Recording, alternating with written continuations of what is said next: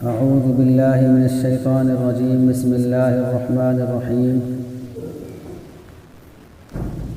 ومن الناس من يقول آمنا بالله وباليوم الآخر وما هم بمؤمنين يخادعون الله والذين آمنوا وما يخدعون إلا أنفسهم وما يشعرون في قلوبهم مرض فزادهم الله مرضا ولهم عذاب أليم بما كانوا يكذبون. وإذا قيل لهم لا تفسدوا في الأرض قالوا إنما نحن مصلحون ألا إنهم هم المفسدون ولكن لا يشعرون. وإذا قيل لهم آمنوا كما آمن الناس قالوا ونؤمن كما آمن السفهاء ألا إنهم هم السفهاء ولكن لا يعلمون. وإذا لقوا الذين آمنوا قالوا آمنا وإذا خلوا إلى شياطينهم قالوا إنا معكم إنما نحن مستهزئون. الله يستهزئ بهم ويمدهم في طغيانهم يعمهون. أولئك الذين اشتروا الضلالة بالهدى فما ربحت تجارتهم وما كانوا مهتدين.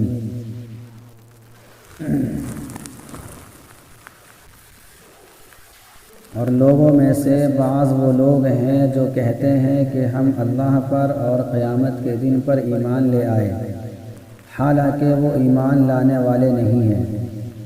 یہ لوگ اللہ اور ایمان والوں کو دھوکہ دیتے ہیں، اور یہ لوگ صرف اور صرف اپنے ساتھ ہی چال بازی کر رہے ہیں اور یہ سمجھتے بھی نہیں۔ ان کے دلوں میں ایک بیماری ہے، اللہ تعالیٰ ان کی بیماری کو بڑھاتا رہتا ہے، اور ان کے لیے دردناک عذاب ہے اس وجہ سے کہ یہ لوگ جھوٹ بولا کرتے تھے۔ اور جب ان سے کہا جاتا ہے کہ تم لوگ زمین میں فساد نہ کرو تو یہ لوگ کہتے ہیں کہ ہم تو صرف اور صرف اصلاح کرنے والے ہیں۔ سن لو، یہی لوگ فساد مچانے والے ہیں لیکن یہ لوگ سمجھتے نہیں۔ اور جب ان سے کہا جاتا ہے کہ تم لوگ ایمان لے آؤ جیسا کہ یہ لوگ ایمان لے آئے تو یہ لوگ کہتے ہیں کیا ہم ایمان لے آئیں جیسا کہ بے وقوف لوگ ایمان لائے۔ سن لو، یہی لوگ بے وقوف ہیں لیکن یہ لوگ جانتے نہیں۔ اور جب یہ لوگ ایمان والوں سے ملتے ہیں تو کہتے ہیں کہ ہم ایمان لے آئے، اور جب یہ لوگ اپنے سرداروں کے پاس جاتے ہیں اور ان سے تنہائی میں ملتے ہیں تو کہتے ہیں کہ ہم تمہارے ساتھ ہیں اور ہم تو مذاق کر رہے تھے۔ اللہ تعالیٰ ان کے ساتھ مذاق کر رہا ہے اور ان کو ڈھیل دے رہا ہے، اور یہ لوگ اپنی سرکشی میں حیران اور پریشان ہیں۔ یہی وہ لوگ ہیں جنہوں نے ہدایت کے بدلے میں گمراہی کو خرید لیا۔ ان کی تجارت نفع بخش ثابت نہ ہوئی اور یہ لوگ ہدایت پانے والے نہیں تھے۔ لیکن اس سے پہلے اللہ تعالیٰ نے دو گروہوں کا تذکرہ کیا ہے، ایک تو جو ایمان والے ہیں اور متقین کا ذکر کیا تھا، اور اس کے بعد میں دو آیتوں میں نہ ماننے والوں کا ذکر کیا تھا، یعنی کافروں کا ذکر۔ اب یہاں سے 13 آیتیں ہیں، رکوع تک 13 آیتیں ہیں، ان کے اندر تیسرے گروہ کا ذکر کیا ہے۔ اس تیسرے گروہ کا نام منافق ہے۔ منافق کہتے ہیں اس شخص کو جو زبان سے کلمہ لا الہ الا اللہ محمد رسول اللہ کہتا ہو لیکن دل کے اندر کفر جمائے ہوئے ہو، اور اس کے دل کے اندر کفر بیٹھا ہوا ہو، اس کو بولتے ہیں منافق۔ یہ گروہ جو تھا اس کا وجود کب ہوا ہے تو اس کی تاریخ یہ ہے کہ جب اللہ کے نبی صلی اللہ علیہ وسلم مکے سے ہجرت کر کے مدینہ پہنچے ہیں تو اس وقت مدینہ کے اندر 3 قبیلے تھے، ایک تو اوس کا، ایک خزرج کا۔ یہ 2 قبیلے کافر تھے، مشرکین تھے۔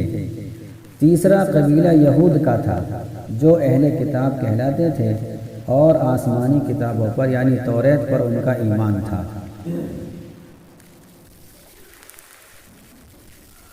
جب اللہ کے نبی صلی اللہ علیہ وسلم مدینے پہنچے ہیں ہجرت کر کے، تو وہاں اللہ کے نبی صلی اللہ علیہ وسلم نے ایسا طریقہ اختیار کیا جس سے تینوں قومیں ایک ہو گئی، یہود بھی اور اوس و خزرج، یہ دونوں قبیلے بھی ایک ہو گئے۔ خزرج کا سردار تھا عبداللہ بن ابی بن سلول۔ مدینہ کی ہجرت سے پہلے اس کو لوگ اپنا سردار بنانا چاہ رہے تھے اور اس کی تاج پوشی کی تیاری کر رہے تھے۔ یہ بھی چاہتا تھا کہ مجھے سردار بنا دیا جائے، لیکن جب اللہ کے نبی ہجرت کر کے وہاں پہنچے ہیں اور اللہ کے نبی کی محنت رنگ لائی ہے تو لوگوں کے اندر سے اور ان کے دلوں سے تاریکیاں چھٹنے لگ گئیں اور کفر کی جو گندگی ہے وہ ختم ہونے لگ گئی، جس کی وجہ سے اللہ کے رسول صلی اللہ علیہ وسلم اور ایمان والوں کی عزت میں لگی۔ اب اس کی جو تاج پوشی ہونے والی تھی وہ رک گئی، لوگوں نے اس کو پھر تاج نہیں پہنایا اور اس کو اپنا سردار تسلیم نہیں کیا۔ ادھر جنگ بدر ہو گئی، کفار مکہ سے جنگ بدر ہوئی ہے اور جنگ بدر میں اسلام کو کھلا غلبہ ہوا ہے۔ عبداللہ بن ابی بن سلول نے جب یہ دیکھا کہ اسلام کا غلبہ ہو رہا ہے، اب میری سرداری چلی گئی، اس محمد کے آتے ہی میری سرداری اب چھن گئی، اب نہ ملے مجھے سرداری، تو اس نے اپنے ہم خیال لوگوں کو جمع کر کے یہ کہنا شروع کیا کہ اسلام تو اب بڑھتا چلا جا رہا ہے، اب کیا کرنا چاہیے۔ اب اس نے یہ خیال کیا اور اپنے لوگوں کو بتایا کہ اگر ہم کھلم کھلا کفر اختیار کرتے ہیں تو چونکہ اسلام کو غلبہ ہوتا جا رہا ہے تو ہماری خیر نہیں ہے، اور اگر ہم مکمل طور پر مسلمان ہوتے ہیں تو پھر ہو سکتا ہے کہ آج ان کو غلبہ ہے کل کو غلبہ نہ ہو، تو کافروں سے بگاڑ کر گویا کہ ہم اپنا نقصان کر رہے ہیں، ایسا طریقہ اختیار کیا جائے جس سے دونوں ہاتھوں میں لڈو آ جائے کہ مسلمانوں کے بھی ہم بنے رہیں اور کافروں سے بھی ہماری نہ بگڑیں۔ تو یہ چند لوگ تھے، انہوں نے ظاہری طور پر اسلام کا دعویٰ کرنا شروع کر دیا اور دل کے اندر اپنے کفر کو جمائے بیٹھے رہے کہ کافر تو رہیں گے لیکن ظاہری طور پر ہم ایمان کا دعویٰ کرتے رہیں گے، جس کی بنیاد پر ہمیں ایمان والوں سے کوئی خطرہ نہیں رہے گا، اور کافر ہم ہیں تو کافروں سے تو کوئی خطرہ نہیں ہے۔ اس کو کہتے ہیں دو رخی پالیسی، کہ دل کے اندر کچھ ہے، زبان پر کچھ ہے، اور یہ جو پالیسی ہے یہ کھلے دشمن سے زیادہ خطرناک ہوتی ہے۔ تو اس گروہ کا وجود مدنی زندگی میں ہوا ہے، یہی وجہ ہے کہ جتنی آیتیں اور صورتیں مکی ہیں ان آیتوں اور صورتوں میں منافقین کا ذکر نہیں ملتا ہے۔ منافقین کا ذکر جب شروع ہوا ہے وہ اس وقت ہوا ہے جب کہ اللہ کے نبی صلی اللہ علیہ وسلم مکے سے مدینے پہنچ گئے ہیں۔ اب منافق کی دو صورتیں ہیں، ایک منافق تو ہوتا ہے اعتقادی، جس کا اعتقاد ہی غلط ہو، یقین ہی غلط ہو، اور ایک ہوتا ہے عملی منافق، یعنی عمل منافقوں جیسا ہے۔ جو اعتقادی منافق ہے اس کا پتہ کیسے چلے گا؟ اس کا پتہ چلنے کی دو صورتیں ہیں۔ ایک صورت تو وحی کہ اللہ تعالیٰ نے اپنے نبی کریم صلی اللہ علیہ وسلم کو اور ایمان والوں کو اللہ کے نبی کے واسطے سے بتا دیا کہ فلاں منافق ہے، فلاں منافق ہے، نامزد کر دیا۔ دوسری صورت یہ ہے کہ اگر کسی کا قول اور کسی کا فعل، یعنی کسی کا عمل اور کسی کی بات اگر اسلام کے مخالف ہو، جس کا ثبوت قطعی ہے، یقینی ہے، اگر ان کے خلاف اس کا کوئی بات ہے اس کی یا کوئی عمل ہے اس کا، تو یہ منافق ہے اور اس کو کہتے ہیں ملحد، زندیق بھی کہا جاتا ہے اس کو۔ بہرحال اللہ کے نبی صلی اللہ علیہ وسلم کے زمانے میں جو منافقین تھے ان کا پتہ اللہ تعالیٰ نے دے دیا تھا کہ یہ منافقین ہیں، ان سے بچنا چاہیے۔ لیکن اللہ کے نبی کے بعد کیسے پتہ چلے گا؟ اگر کھلم کھلا وہ مخالفت کر رہا ہے تو زندیق ہو جائے گا یا ملحد ہو جائے گا، لیکن اگر عمل اس کا اسلام اور شریعت کے خلاف ہے تو اس کو ہم زیادہ سے زیادہ گناہ گار کہہ سکتے ہیں۔ کسی کو بھی یہ کہہ دینا کہ تو منافق ہو گیا، یہ غلط ہے، نہیں کہنا چاہیے۔ اگر ہم عمل ہی کو بنیاد بنا لیں تو آج تو ہم میں سے بلکہ ہمارے گھروں میں سے اکثر طبقہ نکل جائے گا۔ ہاں یہ کہہ دیں گے کہ فاسق ہے، گناہ گار ہے، لیکن کسی کو منافق نہیں کہنا چاہیے۔ تو یہ تیسرا گروہ تھا، اس کا ذکر بہت لمبا کیا ہے۔ حالانکہ دیکھو کہ جب کافروں کا ذکر کیا جو کھلم کھلا کافر تھے تو 2 آیتوں میں بیان کر دیا بس۔ اسی سے پتہ چلا کہ یہ جو چھپے ہوئے ہیں یہ کھلے ہوئے سے زیادہ خطرناک ہیں، اس لیے تفصیل سے بیان کیا کہ ان کی کیا کیا حرکتیں ہیں اور ان کے اندر کیا کیا برائیاں ہیں۔ تو پہلی برائی کیا ہے کہ یہ لوگ خود دعویٰ کرتے ہیں کہ ہم اللہ اور قیامت کے دن پر ایمان لائے، حالانکہ اللہ تعالیٰ کرے وما ہم بمؤمنین کہ یہ لوگ ایمان لانے والے نہیں ہیں، اس لیے کہ اصل ایمان جو ہوتا ہے وہ دل کے اندر ہوتا ہے، اور دل ان کا ایمان سے خالی ہے۔ زبان سے کہہ رہے ہیں کہ ہم آپ پر ایمان لے آئے اور ہم اللہ پر ایمان لے آئے، لیکن دل کے اندر ایمان نہیں ہے۔ اور دوسری برائی یہ ہے یخادعون اللہ والذین آمنوا، یہ لوگ اللہ اور ایمان والوں کو دھوکہ دیتے ہیں۔ اس میں ایک بات سمجھنے کی یہ ہے کہ اس آیت کے اندر یہ کہا گیا یہ لوگ اللہ کو دھوکہ دیتے ہیں، حالانکہ کسی بھی منافق کے دل کے اندر یہ بات نہیں تھی کہ ہم اللہ کو دھوکہ دے رہے ہیں، بلکہ ان کے دلوں میں یہ بات تھی کہ ہم نبی کو دھوکہ دے رہے ہیں، انسان کو دھوکہ دے رہے ہیں۔ تو یہاں اللہ کو دھوکہ دینے کی کیوں بات کہی گئی ہے؟ اس کے اندر نقطہ یہ بیان کیا گیا ہے کہ نبی کو دھوکہ دینا، ایمان والوں کو دھوکہ دینا گویا کہ اللہ ہی کو دھوکہ دینا ہے، اور اللہ دھوکے میں آتا نہیں ہے، تو یہ اپنے آپ کو دھوکہ دے رہا ہے۔ اس سے پتہ چلا کہ اگر کوئی کسی اللہ والے کے ساتھ برائی کا معاملہ کرتا ہے یا کسی بزرگان دین یا عالم دین کے شان میں گستاخی کرتا ہے اور اس کو ستاتا ہے یا اس کو تکلیف پہنچانے کے در پہ رہتا ہے تو گویا کہ وہ اللہ کے ساتھ یہ معاملہ کر رہا ہے۔ اب کوئی اگر اللہ کے ساتھ معاملہ کرے تو گویا کہ وہ اپنا ہی نقصان کر رہا ہے، اس عالم دین کا نقصان نہیں کر رہا۔ اچھا یہ دیکھنے کی ضرورت نہیں ہے کہ عالم کیسا ہے کیسا نہیں ہے، چونکہ برائیاں تو سب کے اندر ہیں۔ آدمی کو کسی سے حسن ظن ہو جاتا ہے تو اس کی برائی بھی اچھی لگتی ہے، اور کسی سے بدگمانی ہوگی تو اب اس کی اچھائی بھی بری لگتی ہے، یہ انسان کی صفت ہے۔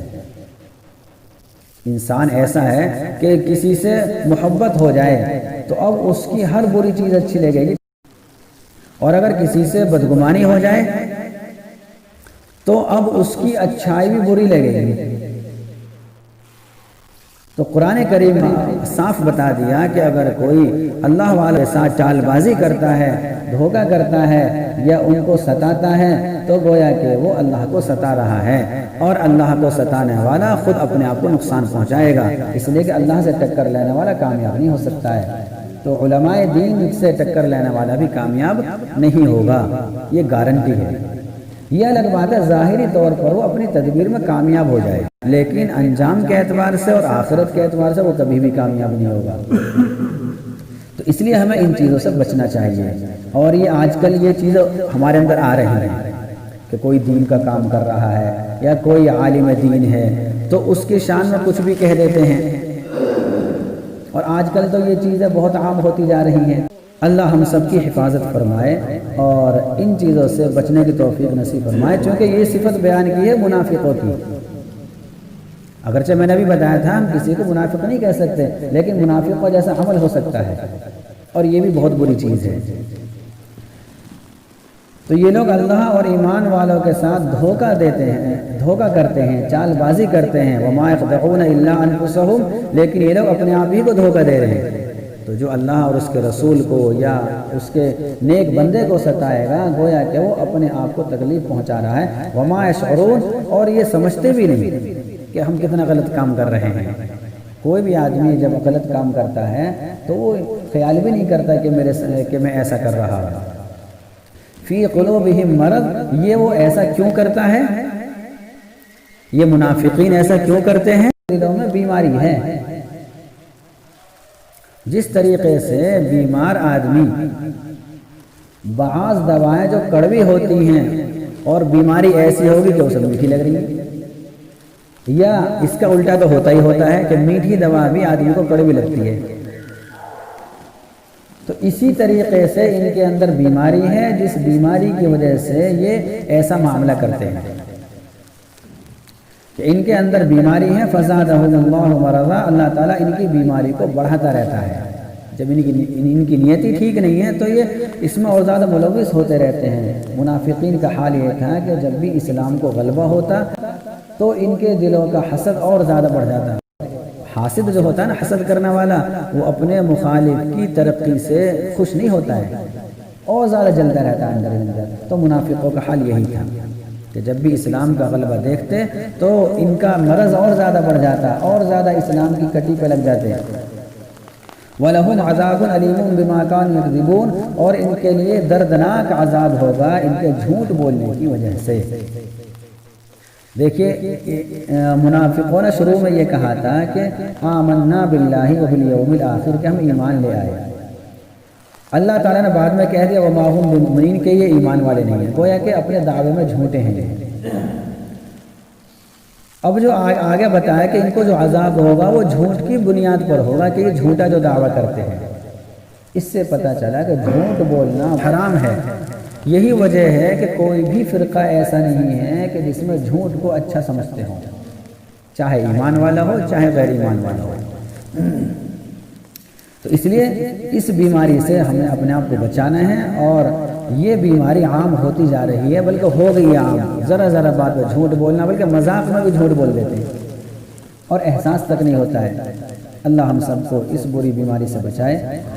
وَإِذَا قِيلَ لَهُمْ لَا تُفْسِدُوا فِي الْأَرْضِ، اور جب ان سے کہا جاتا ہے کہ تم لوگ زمین میں فساد نہ مچاؤ، یعنی یہ لوگ کیا کرتے تھے، منافقین ایسا کرتے تھے کہ کافروں کا جو اعتراض ہوا کرتے تھے اسلام کے بارے میں، تو یہ منافقین جو ادنا درجے کے مسلمان تھے، جن کا ایمان ابھی بہت زیادہ پختہ نہیں ہوا تھا، ان کے سامنے اعتراض کرتے تھے، اور نیت یہ ہوتی تھی کہ یہ اپنے ایمان میں ڈاماڈول ہو جائے اور اپنے ایمان سے پھر جائیں۔ تو اگر کوئی ان کو سمجھاتا ہے کہ تم ایسی حرکتیں کیوں کرتے ہو، تو اگر کوئی ان کو سمجھانے کے لیے کہتا ہے کہ تم اتنا غلط کام مت کرو، تو کیا کہتے تھے، قالوا انما نحن مصلحون، ہم غلط کام نہیں کر رہے، ہم تو اچھی بات کر رہے ہیں، ہم تو یہ چاہتے ہیں کہ ایمان اور کفر کے اندر اتفاق ہو جائے۔ یہ جو فساد ہوا ہے اور الگ الگ ٹولی بنا لی ہیں، ایک ایمان والوں کی ہے اور ایک کافروں کی ہے، ہم یہ چاہتے ہیں دونوں ایک ہو جائے۔ اور یہ اللہ تعالیٰ کا ضابطہ یہ رہا ہے کہ ایمان اور حق اور باطل ایک جگہ جمع نہیں ہو سکتے، تو کیسے جمع ہو جائیں گے؟ یہ اپنی اس کاوش کو اور اپنی اس فکر کو کہتے تھے ہم اصلاح کر رہے ہیں۔ اللہ تعالیٰ فرمانے الا انہم هم المفسدون ولکن لا یشعرون، کان کھول کر سن لو، یہی لوگ فساد مچانے والے ہیں جو اپنے آپ کو مصلح کہہ رہے ہیں، لیکن یہ لوگ سمجھتے نہیں۔ یعنی یہ جو کام کرتے تھے ان کی نیت یہ ہوتی تھی کہ ہم اچھا کام کر رہے ہیں، لیکن اچھا کام وہ ہے جس کو اللہ اور اس کا رسول بتائے۔ آدمی کتنا ہی اچھا کام کر لے، کتنی اچھی نیت سے کر لے، اگر وہ شریعت کے خلاف ہے تو وہ اچھا کام نہیں ہو سکتا ہے۔ اس لیے اپنے ہر کام میں شریعت کو دیکھنا چاہیے کہ شریعت کا تقاضا کیا ہے۔ اور دوسری خرابی یہ تھی وَإِذَا قِيلَ لَهُمْ آمِنُوا كَمَا آمَنَ النَّاسِ، اور جب ان سے کہا جاتا کہ تم ایمان لے آؤ جیسا کہ یہ لوگ ایمان لے آئے، یعنی صحابہ کرام، یعنی تم ایسا پکا سچا ایمان لے آؤ نا، یا تو ادھر کے ہو جاؤ یا ادھر کے ہو جاؤ۔ جب تم ظاہری طور پر ایمان کا دعویٰ کر رہے ہو تو سچے دل سے ایمان کا دعویٰ کرو۔ تو کیا کہتے تھے، صحابہ کی شان میں گستاخی کرتے تھے۔ قالوا انؤمن كما آمن السفهاء، تو کہتے کیا ہم ایسا ایمان لے آئے جیسے کہ یہ بے وقوف لے آئے، یعنی صحابہ کرام کو بے وقوف سے تعبیر کرتے تھے اور بے وقوف کہا کرتے تھے کہ یہ تو بے وقوف ہیں، ہم تو عقل مند ہیں، ہم ایسا کیوں کریں۔ بھی ہم عقل مند اس وجہ سے ہیں کہ مسلمانوں کے شر سے بھی ہم بچ رہے ہیں کہ اگر ہم اگر ہم پورے طور پر کافر ہو جائیں تو مسلمان ہمیں نہیں چھوڑنے کے، اور ہم کافروں کے شر سے بھی بچ رہے ہیں کہ اگر ہم پورے طور پر مسلمان ہو جائیں تو کافروں کو چونکہ غلبہ ہے اس وقت تو وہ ہمیں نقصان پہنچائیں گے۔ ہم تو بہت عقل مند آدمی ہیں۔ یہی حال ہمارا ہے۔ اگر کوئی برائی کا کام کرتا ہے اور اس کو کوئی سمجھاتا ہے تو کیا کہتا ہے وہ؟ یہ تو بے وقوف آدمی ہے۔ تو نصیحت کرنے والے کو ہم آج کل ہمارے مسلمان بھائی جن کو ہم مسلمان کہتے ہیں وہ بھی کہ ان کو کیا کہتے ہیں؟ یہ تو بے وقوف ہیں، انہیں تو کچھ کام ہی نہیں ہے۔ تو اللہ تعالیٰ بتا رہے ہیں کہ بے وقوف صحابہ نہیں، بے وقوف یہ ہیں۔ اور اس آیت سے یہ بھی پتہ چل گیا کہ ایمان کون سا معتبر ہے۔ ایمان وہ معتبر ہے جو صحابہ کرام کے پاس تھا۔ اسی وجہ سے کہا گیا کہ ایسا ایمان لاؤ جیسا یہ لوگ ایمان لائے ہیں۔ اگر ہمارا ایمان صحابہ کرام کے ایمان سے الگ ہے اور ہمارا جو عمل ہے وہ ان سے الگ ہے تو ہم اپنے آپ کو ان سے نہ ملائیں، اس لیے کہ اب ہماری راہ اور ہمارا راستہ الگ ہو گیا۔ اس لیے رہتی دنیا تک قیامت تک وہی ایمان معتبر ہے جو صحابہ کرام کا تھا۔ اگر کسی کا ایمان ان سے ہٹ کر ہے اور وہ پھر یہ کہہ رہا ہے کہ میں تو ایمان والا ہوں، میں تو اصلاح کے کام کر رہا ہوں، میں تو دین کا کام کر رہا ہوں، تو اس کی غلط فہمی ہے۔ بہت سارے شعبے چل گئے ہیں اور بہت سارے فرقے ظاہر ہو گئے ہیں اور سب کا دعویٰ یہ ہے کہ ہم دین کی خدمت کر رہے ہیں۔ کون کہتا ہے کہ میں فساد مچا رہا ہوں؟ لیکن پرکھنے کا بہترین معیار بتا دیا کہ صحابہ کرام ہیں۔ جو صحابہ کرام کے نقش قدم پر ہے، جس کا ایمان صحابہ کرام جیسا ہے، تو وہ تو ہے پکا سچا مومن اور اس کی محنت ٹھیک ہے، ورنہ وہ غلط ہے اور وہ گمراہ ہے۔ الا انہم هم السفہاء، یہی لوگ بے وقوف ہیں لیکن یہ لوگ جانتے نہیں۔ ایک اور ان کی حرکت کہ جب یہ لوگ ایمان والوں سے ملتے ہیں تو کہتے ہیں کہ ہم ایمان لے آئے، کہ ادھر گئے تو ہم تمہارے، اور جب کافروں کے پاس پہنچے کہ ہم تو تمہارے ہیں۔ اب کافر کہتے تھے تھوڑی دیر پہلے تو ہم نے تمہیں وہاں دیکھا تھا، اجی ہم تو ویسے ہی چلے گئے، ہم تو ان کا مذاق اڑا رہے تھے، ہم تو ان سے مذاق کر رہے تھے، استہزاء کر رہے تھے۔ اللہ تعالیٰ فرماتے ہیں کہ تم استہزاء نہیں کر رہے، اللہ کر رہا تمہارا استہزاء، یعنی مذاق تم نہیں اڑا رہے، اللہ تمہارا مذاق اڑا رہا ہے۔ مطلب یہ ہے کہ اللہ تعالیٰ تمہیں اس مذاق کی سزا دے گا اور تمہیں ڈھیل دے رہا ہے اور تمہیں ایمان کی اور اسلام کی توفیق نہیں دے رہا ہے۔ اگلی آیت میں بتایا کہ یہ لوگ انہوں نے گمراہی کو ہدایت کے بدلے میں خرید لیا۔ کیسے؟ کہ ان لوگوں نے اسلام کا بھی زمانہ پایا تھا اور کافر تو تھے ہی تھے، اسلام کو بھی انہوں نے قریب سے دیکھا اور کافریت تھی پہلے سے، تو انہوں نے کفر کو ترجیح دی اور کفر کو اختیار کر لیا، ورنہ ظاہری طور پر زبان سے تو انہوں نے اقرار کر ہی لیا تھا، تو اور پھر مسلمانوں کے ساتھ رہا کرتے تھے، ان کی نمازوں میں، ان کی مجلسوں میں، لیکن نیت ہوتی تھی فساد کی۔ تو اللہ تعالیٰ فرما رہے ہیں کہ انہوں نے ہدایت کے بدلے میں گمراہی کو خرید لیا، یعنی ہدایت دی اور گمراہی خرید لی۔ تو ان لوگوں کو اس طریقے سے سمجھایا کہ یہ لوگ گمراہی کو خرید لیتے ہیں، گمراہی خرید لی ہے ہدایت کے بدلے میں، اور ان کی تجارت نفع بخش ثابت نہ ہوئی اور یہ لوگ ہدایت پانے والے نہیں ہیں، یعنی ان لوگوں کو ہدایت نہیں ملی۔ ہدایت جب ملے گی جبکہ ہدایت آدمی چاہے گا۔ اللہ تعالیٰ عمل کرنے کی توفیق نصیب فرمائے۔